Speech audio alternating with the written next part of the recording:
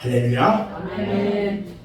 오늘 거룩한 주일 오후 찬양 예배에 참여하신 사랑하는 여러분 모두에게 하나님의 한량 없는 은혜와 평강이 충만하게 임하시기를 주님의 이름으로 축원합니다. 아멘. 오늘 사도행전 3장 1절로 10절 말씀을 통해서 성령을 주목하라 이런 제목으로 함께 말씀을 나눌 때 큰 은혜가 있기를 바랍니다. 아멘.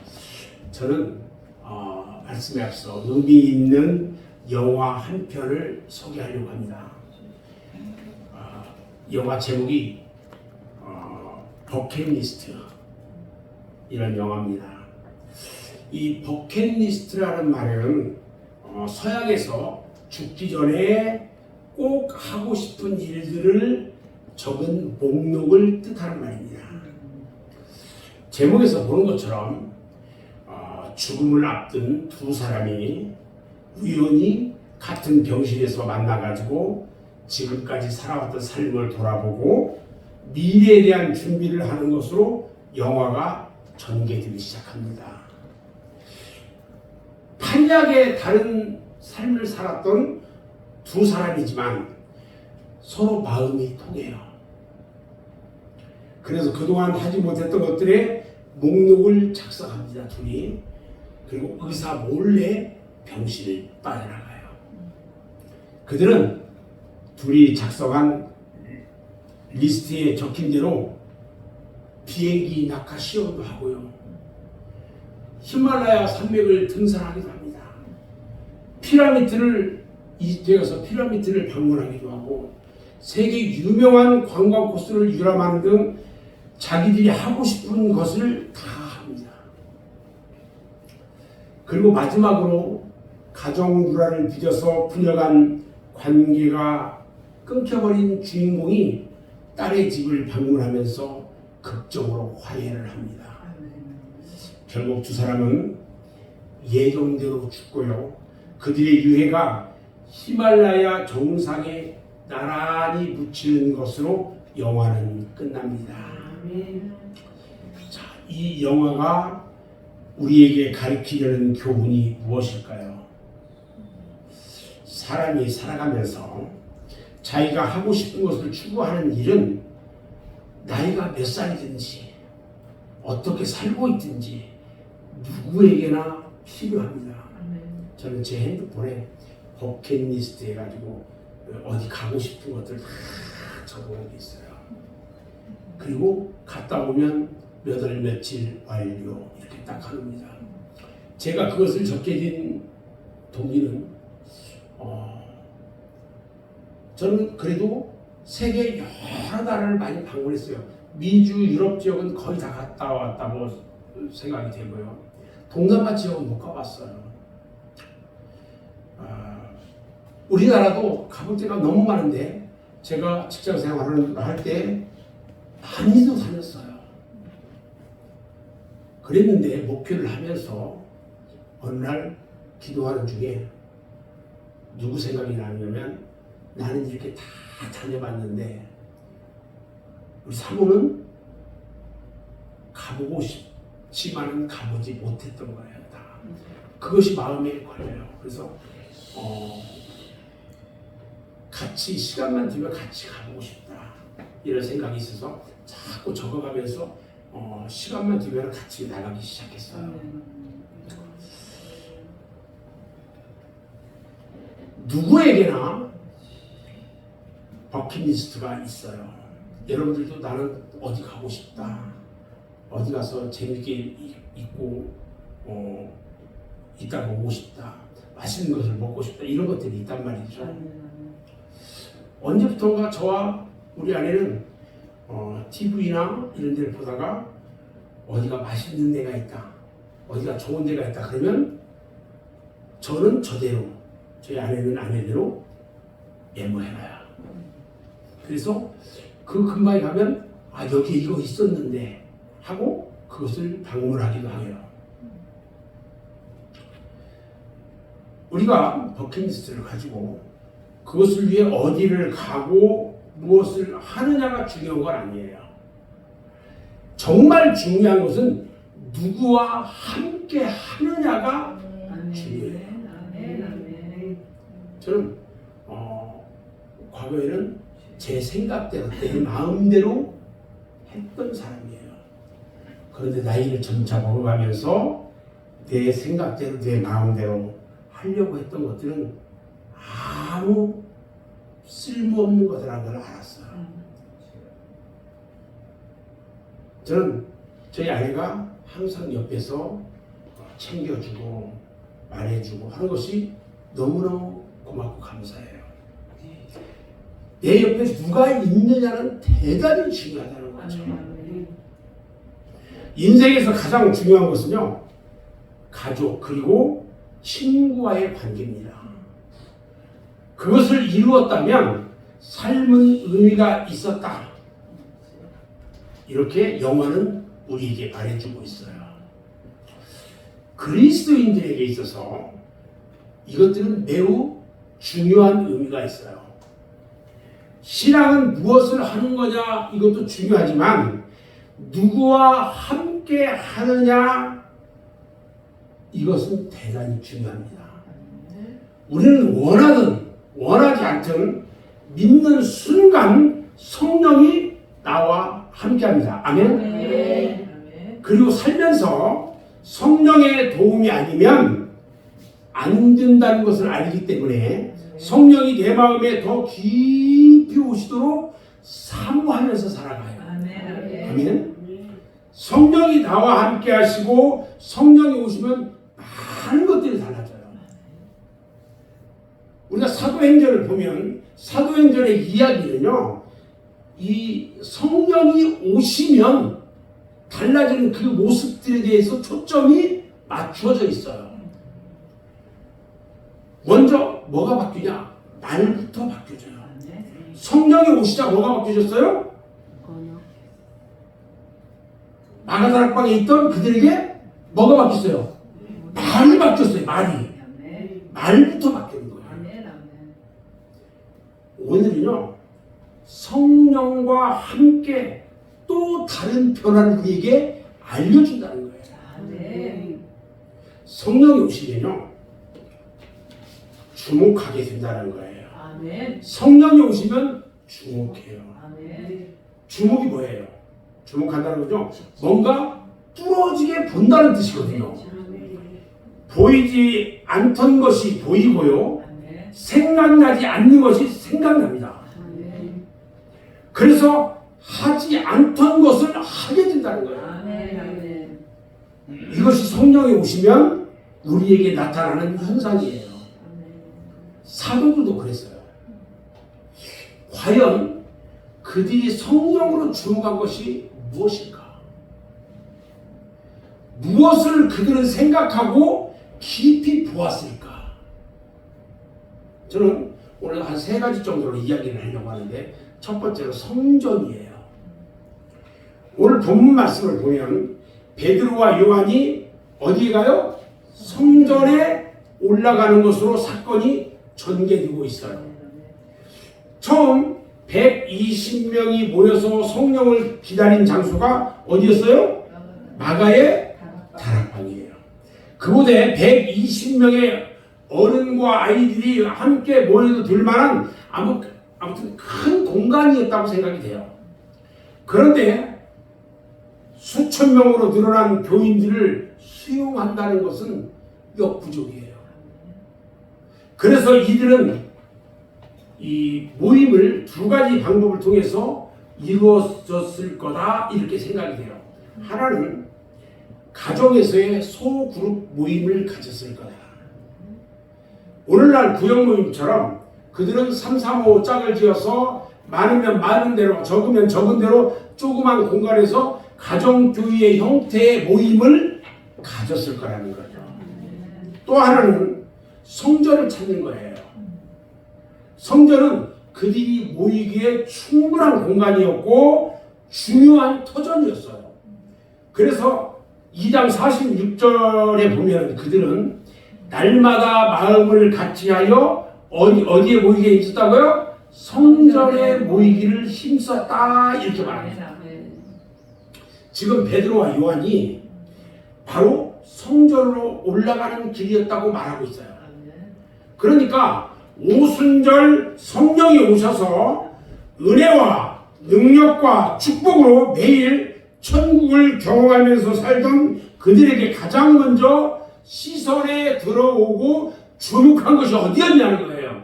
그것은 바로 어디라고요? 성전이었다는 거예요. 잘 하셔야 돼요. 물론 그 성전은 이전에도 그들이 매번 드나들던 곳이었어요. 유대인들이라면 늘 생각하고 살던 곳이 그곳이에요. 그런데 지금 보혜사 성령이 오신 이후에 사도와 성도에게는요 아주 의미가 달라진 곳이 되고 말았어요. 이제는요 구약시대의 성전이 아니었어요. 전통적으로 내려오는 성전이 아니었어요. 예수님 시대에 타락하고 형식과 껍데기만 남은 그런 성전이 아니다는 거예요. 신약시대의 새로운 의미의 성전이었고 오늘날 교회의 기원이 된 성전이었다는 거예요. 우리 주님은요 십자가를 지시기 전에 성전에 올라가서 더러워진 성전을 정화시키면서 이렇게 말씀했어요. 이 성전을 헐라 내가 사흘 안에 일으키리라. 바로 주님의 죽음과 부활을 통해서 새롭게 완성된 성전을 말하는 거예요. 성령의 오심으로 더 깊은 의미를 갖게 된 성전이에요. 바로 그 성전을 그들은 생각하게 되었다는 거예요. 그 성전을 새롭게 바라보고 그 성전을 주목해서 그것을 향해 매일 새로운 의미가 있는 발걸음을 그쪽으로 옮기게 됐다는 거예요.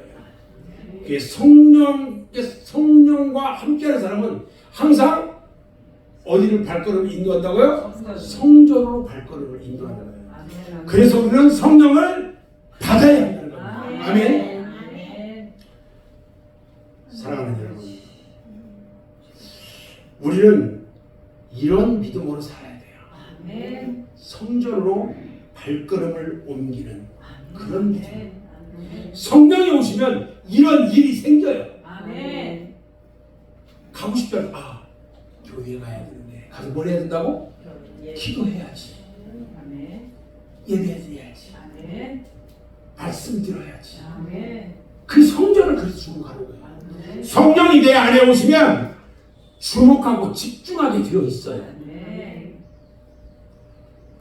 깊이 볼 것을 보게 되고요. 생각할 것을 다시 생각하게 해요. 그 중에 가장 중심에 서는 것이 뭐냐? 바로 성전, 교회라는 것이에요. 지금 우리가 머물고 있는 이곳이고요. 앞으로 들어갈 새로운 성전이에요. 영원히 우리와 우리 후대가 몸담을 그런 교회예요.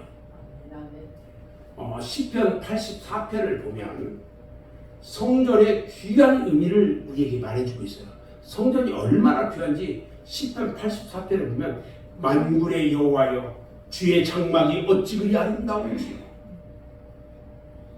영원히 여호와의 궁정을 사모하며 쇠약하며 내 마음과 육체가 생존하시는 하나님께 부르짖나이다. 기도하는 곳이에요. 나의 왕 나의 하나님 만군의 여호와여 주의 제단에서 참새도 제집을 얻고 제비도 새끼들 보금자리를 얻었나이다. 주의 집에 거하는 자가 복이 있나이다. 아멘. 저희가 항상 주를 찬송하리이다. 주께 힘을 얻고 그 마음에 시온의 대로가 있는 자는 복이 있나이다. 저희는 누를 골짜기로 통행할 때에 그곳으로 많은 샘의 곳이 있게 하며 이는 미도 은택을 입었나이다. 저희는 힘을 얻고 더더 나아가 시온에서 하나님 앞에 각기 나타나리이다. 얼마나 아름다운지. 성전은요 가장 사랑스러운 곳입니다. 아멘. 성전은 내 집과 같이 따뜻한 보금자리와 같은 곳입니다. 성전은 내 육체와 영혼의 힘을 얻는 곳이 성전이에요. 성전은요, 나의 후대가 영원히 복을 받는 곳이 성전이에요. 아멘.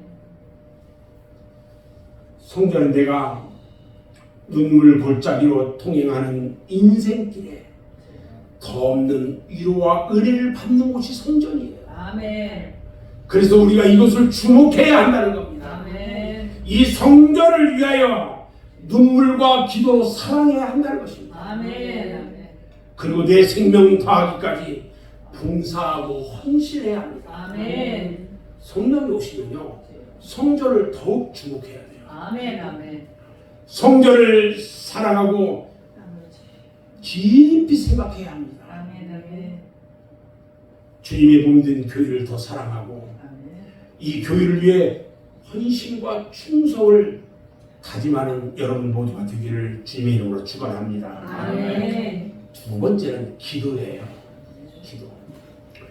오늘 본문 말씀은요, 베드로와 요한이 성전에 올라가는 것으로 시작되지만 그들이 왜 올라가야 했는지에 대한 이유를 얘기해줘요. 1절 말씀에 보면 몇 시에? 9시에. 제9시 기도 시간에 베드로와 요한이 성전에 올라갈세. 자, 그들이 성전에 올라간 것도 물론 중요합니다. 그런데 더 중요한 것은 그들이 기도하기 위해 올라갔다는 거예요. 아멘. 아멘. 이것이 성령이 온 이후에 달라진 모습이에요. 아멘. 한마디로 성령이 오니까 그들은요, 경건 생활에 집중을 했어요. 아멘. 아멘. 무엇보다도 기도에 주목하게 되었다는 거예요. 성령이 오시면요, 기도에 집중하고 주목하게 돼요. 아멘. 성령 받으면요, 교회에 오고 싶어요. 아멘. 가서 새벽 예배에서 참석하고 싶고, 아멘. 그냥 이 말씀 은혜 막 듣고 싶고, 가서 그냥 성경 통독도 하고 싶고, 혼자 부르짖으면서 찬송도 하고 싶고. 아멘.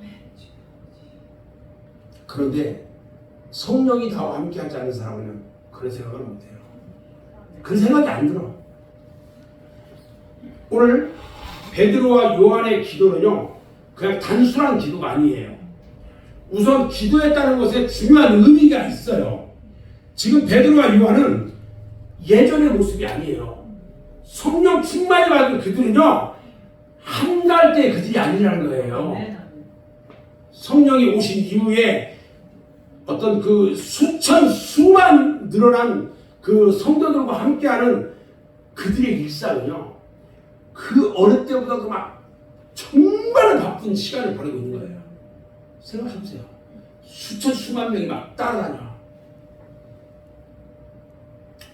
그야말로 밥 먹을 시간도 없이 살아가던 사람들이었어요.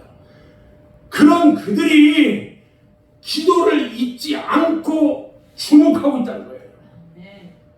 이것이 귀한 믿음의 모습이에요. 이게. 근데요, 그들이 몇 시에? 9시. 제9시. 제9시 기도 시간이라는 것에는요, 중요한 의미가 있어요. 자, 기도 시간이라는 것에 대해서 그들은 한 번, 두 번 기도하는 것으로 끝내는 것이 아니라 그들의 기도가 규칙적이었다는 거예요. 아멘. 그리고 9시라는 것은요, 더 큰 의미가 있어요. 봐요. 9시는 오늘날로 말한다면 오후 3시예요. 오후 3시면 사람들이 제일 바쁘게 일할 때예요. 그런데 하루가 마무리되면서 가장 민감한 시간, 오후 3시. 이 시간을 기도의 시간으로 정하고 기도했다는데 정말 놀랍다는 거예요. 여러분, 기도할 때는요, 시간을 정해서 기도하는 것도 중요합니다. 어떤 사람들은 밤 12시에 자정 기도를 하는 분들도 있어요. 어떤 분들은 금식하면서 기도하는 분들도 있는데, 금식하면서 기도하는 것에 대해서 제가 지난 주간에 이 마태복음 새벽 강의하면서 말씀드렸죠. 여러분, 시간을 정하고 기도하는 것은요, 대단히 중요합니다. 무엇보다도 9시, 오후 3시는 주님이 돌아가신 시간이었어요. 제 구시는. 물과 피를 아낌없이 다 쏟으시고 십자가에서 6시간 동안 고통을 당하다가 운명하신 바로 그 시간을 그들은 잊지 않고 있었다는 거예요. 평생 갚아도 갚지 못할 십자가의 은혜 앞에 그들은 감격하며 살았던 거예요. 여러분들, 주님이 오후 3시에 돌아가셨는데 나는 그 시간에 주님을 위해서 기도해야 되겠다, 이런 생각 해본 적 있어요? 베드로와 요한이 제 9시의 시간을 정하고 그 시간을 기억하며 살았다는 거예요. 그래서 주님을 주목하였고 주님을 추억했고 기억했고 은혜를 잊지 않았다는 거예요. 그것이 기도로 나타난 거예요. 그리고 그들의 기도는요, 실패 극복이라는 거에 큰 의미가 있어요. 실패를 극복한다. 십자가를 지시기 전에 주님은요, 이들을 데리고 어디로 갔어요? 겟세마네 동산에 가셨어요. 거기에서 우리 주님은 이마에 흐르는 땀방울이 핏방울이 되기까지 간절하게 기도했어요. 그런데 베드로는요, 주님과 함께 기도하지 않았어요. 주님은 이런 베드로에게 시험에 들지 않게 깨어 기도하라고 말씀하셨는데, 이런 주님의 말씀이 강하게 전해졌음에도 불구하고 그는 깊은 잠에 빠져서 정신없이 자다가 빠져나오지 못했다는 거예요. 여러분들에게 제발 기도하시라고 하는데 수영하러 가야 되고 골프 치러 가야 되고, 그래서 새벽 기도 나오지 못해. 정신 차려야 돼요. 이렇게 참 퍼자던 베드로에게 무슨 일이 일어났어요? 베드로는요, 그 다음날 조그만 소녀 앞에서 예수님을 모른다고 3번이나 부인하고요, 저주하고 맹세까지 했어요. 그의 인생의 뼈저린 실패를 경험했던 거거든요. 새벽닭이 울 때야 그는 예수님의 말씀이 생각나서 통곡하며 회개했던 겁니다. 그런 실패를 경험한 이후에 사도행전에 와서 베드로는 달라지기 시작합니다. 성령 받은 베드로는 달라졌습니다. 성령과 함께 달라졌습니다. 그 가운데 가장 큰 변화는 바로 기도라는 것이었어요. 그는 늘 기도했어요. 왜? 기도에 실패했기 때문에. 그것을 알아요. 그래서 늘 기도했어요. 기도가 가장 우선순위였어요. 바빠서 그는 기도했고, 바빠서 기도했고, 힘들어서 기도했어요. 그런 기도에 집중하고 주목했던 거예요. 이것이 성령이 오신 이후 그들에게서 발견되는 변화였어요. 우리도 그래요. 성령이 오시면 기도에 주목합니다. 은혜를 받으면 기도에 집중하게 되어 있습니다. 내 삶과 신앙에 무엇보다도 기도가 우선순위가 되어야 하는 것입니다. 아멘. 여러분은 지금 무엇에 주목하고 있는가요? 신앙과 삶을 무엇에 초점을 맞추고 있어요? 여러분들은. 여러분, 신앙은요, 경건이 가장 우선이 되어야 합니다. 무엇보다도 중요합니다. 성령은 우리 안에서 이렇게 우리를 이끌어 간다는 겁니다. 성령으로 기도에 주목하고 집중하면서 날마다 승리하시기를 주님의 이름으로 축원합니다. 세 번째는요, 사람이에요. 바로 이것이 오늘 본문의 핵심입니다. 그들이 9시 기도 시간에 성전에 올라갈 때에 그들의 눈에 들어올 한 사람이 있었어요. 성경은 그 사람을 나면서부터 안진뱅이라고 말하고 거지라고 소개합니다. 그런 불행한 사람으로 태어난 사람이에요. 그의 의지와는 관계없이 안진뱅이로 세상에 나온 사람이에요. 게다가 그는 거지였고 더 불우한 환경에 있었어요. 그는 살 길이 막막한 사람이었어요. 매일 남이 주는 동량, 그 동량으로 살아야만 했어요.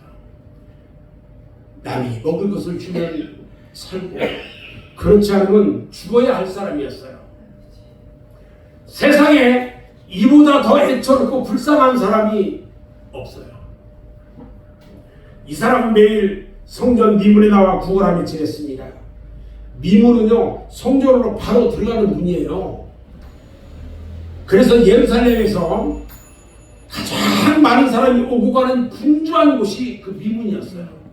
그러나 많은 사람들이 오고 가면서도 이 안진뱅이 거지를 누구도 주목하지 않았다는 거예요. 어느 누구도 그에게 따뜻한 말 한마디, 다정한 미소를 보낸 적도 없고요. 눈도 돌리지 않았어요. 누구도 관심 갖는 사람이 없었고요. 선뜻 먹을 것을 건네주는 사람도 없었어요.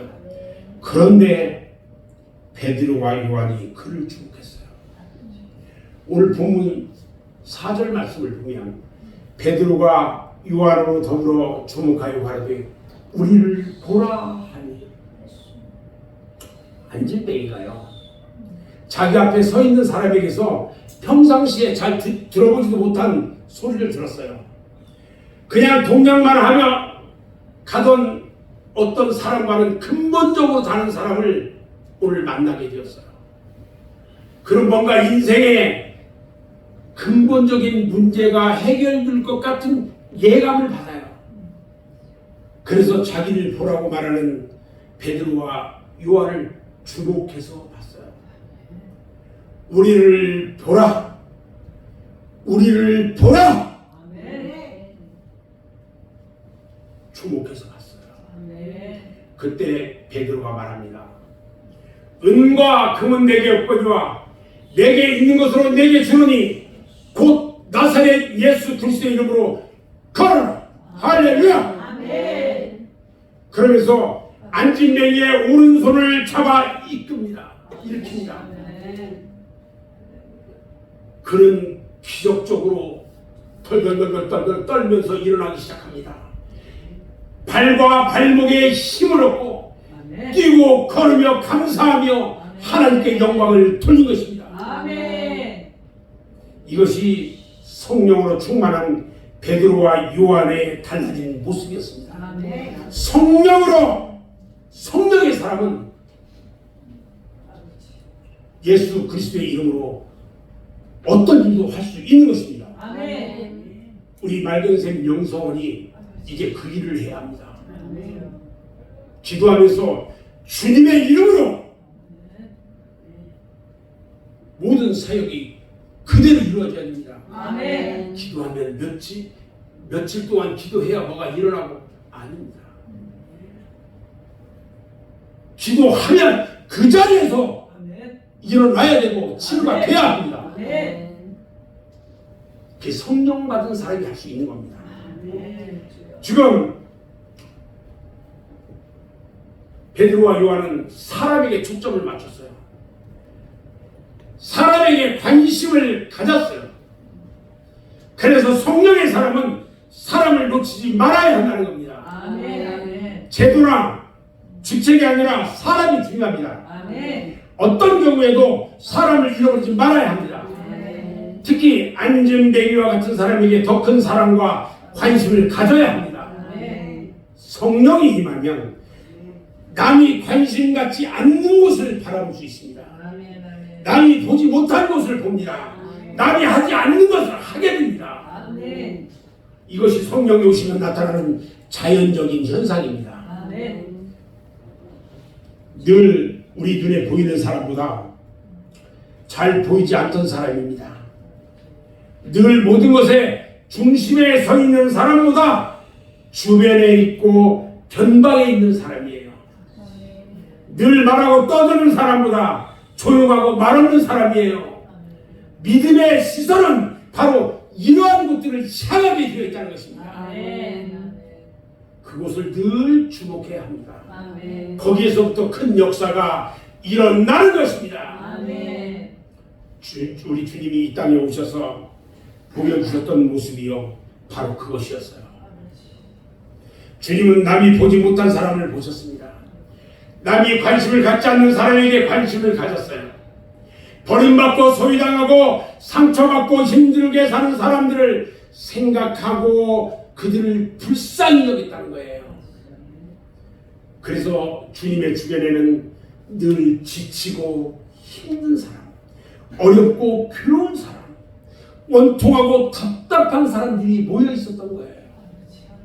주님은 그들의 원통함을 풀어주셨고, 그들의 말에 귀를 기울이셨고, 그들을 사랑으로 용납하시고 긍휼을 베푸셨어요.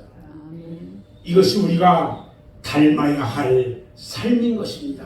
아멘. 저는 한 사람의 예화를 소개하려고 합니다. 그분의 인생은 어릴 때부터 항상 최고의 삶이었어요. 세상에서 부족한 것이 하나도 없는 삶을 살았어요. 그래서 그분의 삶은 교만과 자만으로 가득 찼고요. 세상 누구도 두려워하지 않는 자기만이 최고인 자였어요.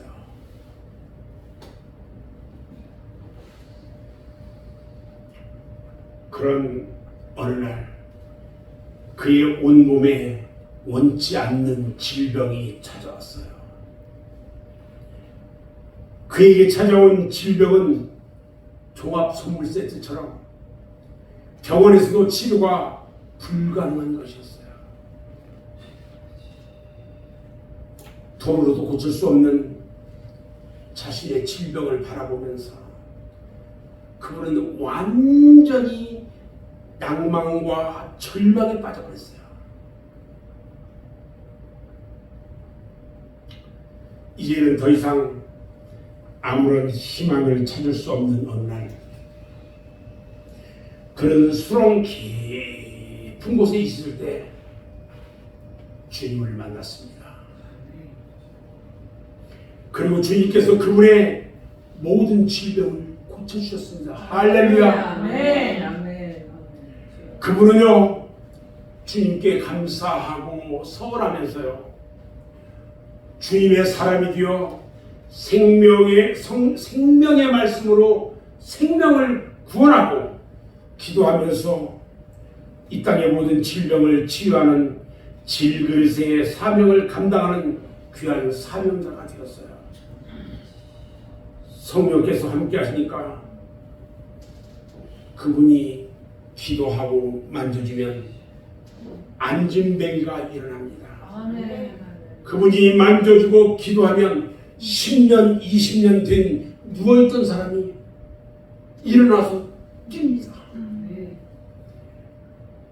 그분이 기도하면 암 환자가 치유함을 받습니다. 그분이 기도하면 중풍병자가 고침을 받습니다. 이분의 명성이 점점 많은 사람들에게 알려지기 시작하면서 그분을 만나기 위해 전국 각지에서 수많은 사람들이 몰려듭니다. 이분이 집회를 하는 곳에는 발디딜 틈이 없이 5,000명, 10,000명 모여들기 시작합니다. 이분이 어느 교회에 집회하기 위해서 가면 이분을 알고 있는 전국의 많은 사람들이 그 교회에 다 모입니다. 그 주변에 있는 많은 환자들이 다 모입니다. 이분은 생명을 살리는 일에 목숨을 걸었습니다. 이제 그분의 인생은 오직 성공과 성취로 장식되었습니다.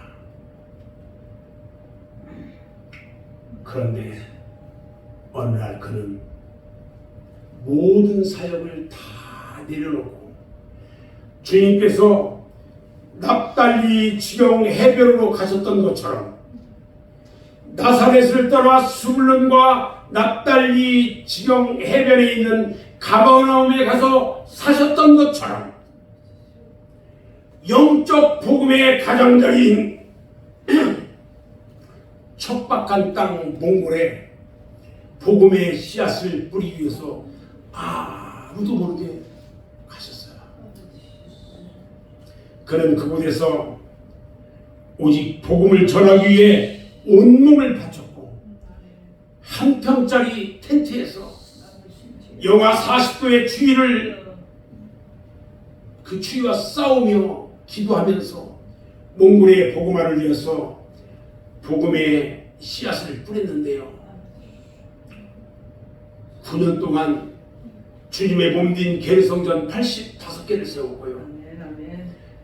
사과박스를 앞에 놓고 말씀 전하는 교회들을 보면서 직접 강대상 650개를 제작해서 만들어가지고 그들에게 전달하는 이런 사역을 하면서 9년 전 기독교 인구가 1%에서 9년이 지난 지금은 10%, 12%의 복음화가 되는 놀라운 역사가 일어났습니다. 아멘. 그분은 척박한 땅 몽골이 온전한 복음화가 되기를 바라면서 미래의 주인공들인 어린이들을 통한 복음의 사역을 위해서 축구단을 만들었습니다. 그리고 스포츠를 통한 복음화와 유소년 축구를 통한 복음의 사역을 위해서 지금도 기도하며 복음의 씨앗을 뿌리며 주님의 명령인 땅 끝까지 복음의 증인이 되고자 모든 삶을 다 드렸습니다. 그분은 지금도 몽골의 복음화를 위해서 남들이 꿈도 꾸지 못한 일들을 기도하면서 주님의 계획과 전략으로 새롭게 만들어가고 있어요. 아멘. 많은 사람들이 그분에게 왜 이렇게 힘든 길을 가느냐고 물으면 그분은 이렇게 대답합니다. 오르막길 인생은 성공과 칭찬에 가려 예수가 보이지 않습니다. 예수가 보이지 않으니 사람도 보이지 않습니다. 이제 낮은 곳에서 예수와 사람을 만나려고 합니다. 그리고 마지막까지 주님의 복음을 위해서 땅 끝까지 증인의 삶을 살아가면서 주님의 기쁨이 되려고 합니다. 이렇게 대답합니다. 그는 인생의 마지막까지 주님의 제자된 자로서의 삶을 살아가다가 주님이 부르시면 가시겠다고 말씀하시면서 이 땅의 모든 것들을 내려놓고 주님의 나라를 위해서 쓰임받는 질그릇으로 남겠다고 말씀하십니다. 이분은 진정한 예수님의 제자로 성령의 사람으로 21세기에 모든 사람들의 존경을 받는 몽골 기독교 종려합 선교회 종교법인 회장을 맡고 그 단체를 이끄시는 김동근 장로입니다. 아멘. 지난 한 주 동안 몽골 선교를 가서 이 일들을 협력하면서 나누면서 또 그분의 지금까지 지나갔던 사역들을 다시 한번 듣고 들으면서 앞으로 이 장로님과 같은 그런 이 사역을 통해서 주님 앞에 다 드려져야 되겠다, 이런 생각들을 다시 한번 하고 왔습니다. 참으로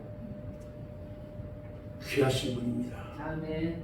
여러분, 성령이 오시면요 사람이 보입니다. 사람을 주목하게 됩니다. 보통 사람의 눈에 보이는 사람이 아니라요, 잘 보이지 않는 안진뱅이와 같은 사람이 보인다는 것입니다. 모든 공동체에는요 중심에 있는 사람이 있고 주변에서 맴도는 사람이 있어요. 그런 사람을 주목해서 중심으로 이끄는 것이 주님의 삶이고 믿음의 길인 것입니다. 저는 이제 말씀을 마무리하려고 하는데요. 여러분 주변에 맴도는 사람이 누가 있습니까? 여러분들은 그 사람들이 보입니까? 이제 성령으로 주목해야 합니다. 성전을 더 주목하고 기도에 더 집중해야 합니다. 그리고 사람에게 주목해야 합니다. 하나님이 사랑하시는 사람을 위한 섬김과 봉사로 우리의 남은 생애를 살아야 합니다. 이 말씀을 마음에 새기고 한 주간도 성령 안에서 살아가시기를 주님의 이름으로 축원합니다. 아멘. 기도.